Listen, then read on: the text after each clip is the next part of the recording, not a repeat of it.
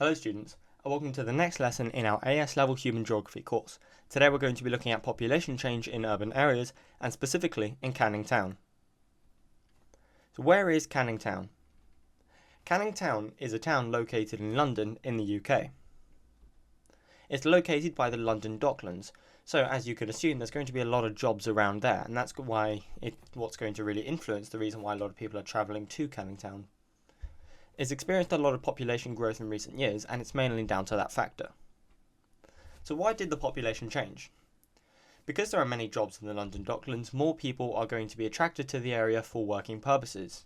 Investors and the government saw an opportunity here because so many people want to work in the Docklands, so they tried to develop the land by investing in it. This was called the Catch Project. The area was initially deprived, but now following all the extra investment, more services are being built which improved it and attracted even more jobs.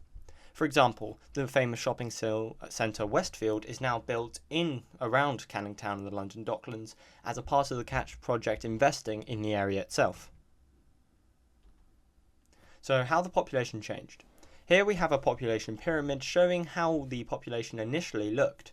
We have the male and the female population, and generally there's more working people than there are both children and the elderly. Seeing as the jobs were very labour induced, of course in the short run there are going to be more males that are going to be attracted to the actual area because people are migrating to look for these heavy production labour jobs in the Docklands, such as moving stock on the cargo ships.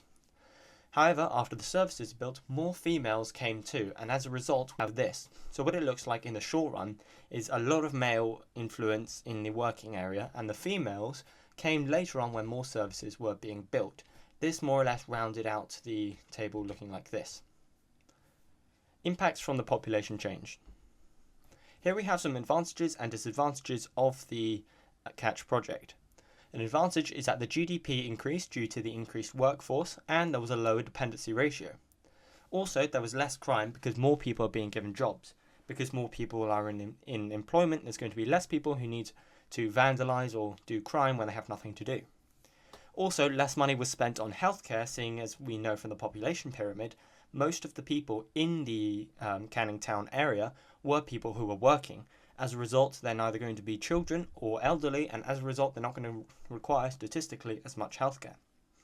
Also, there was much more tourism because of the Catch project. There was so much more investment in the area, and centres such as Westfield were built. More people wanted to come to the area to see this nicer place, which was no longer deprived. The disadvantage, though, is that the Catch project cost a lot to run. Initially, investing in the area cost upwards of billions of pounds, including all the investment from government and businesses.